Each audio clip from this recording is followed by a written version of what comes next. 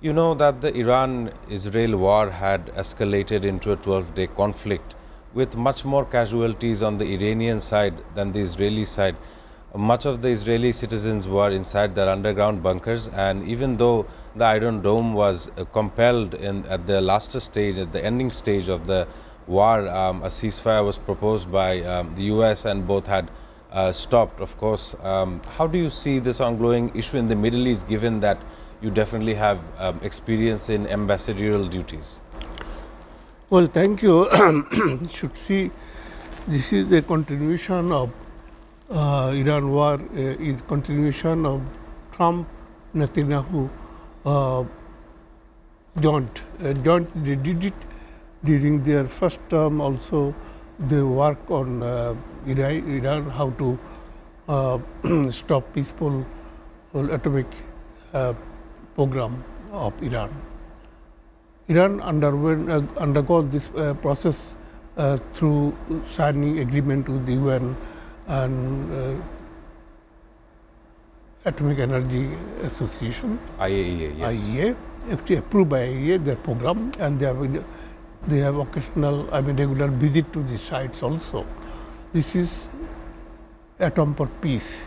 Many countries of the world adopted this atomic research, atomic energy for medicine also and for the energy also. This is a peaceful one subject to the IAEA inspection, which Iran is meticulously undergone. But this attack was that pre-planned between White House and the Trump and the Benjamin Netanyahu to because they thought there is potential danger to future of Israel as a nation. Because this is the country, Iran, consistently opposing Israeli aggression on the state of Palestine. Whether other Arab countries are silent, but this is the only country who are supporting Hamas and Hezbollah also against Israeli occupation of Palestine. Yes. So it is their concerted efforts to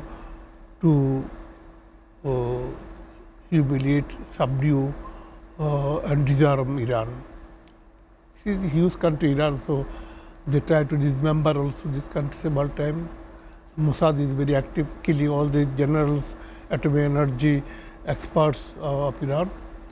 And so the current one is that when they jointly attack Israel and the US jointly attack Iran, and then for the first time Israel faced such a devastation from the opponent. Yes. Israel Iran could successfully land their missile to on the heart of Israel, which never happened before. Because from Iran, one have to see that there are many barriers to reach Israel. Yes. But for Israel, it is so easy to hit here. But in spite of this thing, they did the remarkable thing, Iranian missile, the devastation caused to Israel. And that is the main reason why they hurriedly Trump went to ceasefire, and it was done through mediation Qatar, efforts in Qatar, yes, through their mediation, and they did it, and both parties agreed to it. And you know, ceasefire is a temporary solution, temporary it's a pause, stop, just to recoup their position, reassess their position, is to assess their strongness and weakness, how to recover. This is a recouping period, one should say, in such a situation. So it can be broken any time by any party.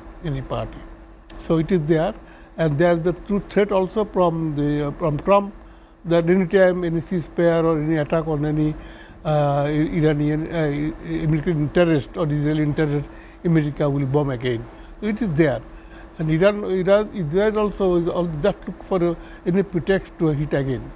So this is will continue, because the two, when the mighty power America is behind Israel, Israel itself is also a non-declared nuclear power in the Middle East.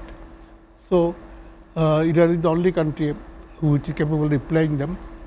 So, it will continue to like this. Maybe occasionally they will the ceasefire will under attack, and Iran will be under attack from on any pretext from Israel and for Trump administration also. Of course, let me add on to your answer as well. We see UK's Foreign Minister David Lammy is being forced by the Labour Party to recognize the state of Palestine. And of course, UK's courts are in favor, as of recently, are in favor of Israel's policy. Of course, UK being a colonial power, which they were, what is your comment? Why are the Western nations not bringing about a ceasefire as soon as, because as you said, the GHF sites have been seeing innocent women and children being attacked. What is your stance on the Western powers' silence? Western powers, you see, the Western powers, if you mean the France, Britain, UK, Germany and other European countries, they are all in favor of creating Israel in Palestine. Though it was spearheaded by British, they are the dominant power, then colonial power, and that area was under British mandatory states. But then both America and UK, they wanted to establish Israel in the Middle East, heart of Middle East, to control oil and gas resources of the region. And then other European countries the same. They all supported the establishment of Israel in the land of Palestine, and they sustained Israel. Almost every Western country sustained Israel. Now, because of the public opinion in many countries, including France, because of the genocide Israel carried out, have been carrying out for several decades, including occupying the West Bank. So, slowly and gradually in France and Britain, some part of Europe, there is a conscious group that cannot party to this genocide by Israel in the Middle East. That's what. But the policy making process is still there. They are all in favor of establishment of Israel in Palestine, and the two state. Yes, France.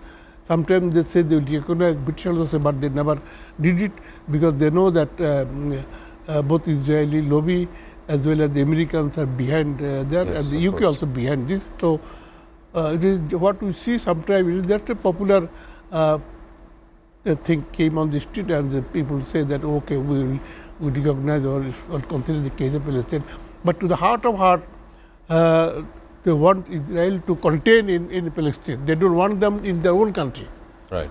So, they thought the Jews, these people are safe so long they are in Palestine, but not welcome to our own countries.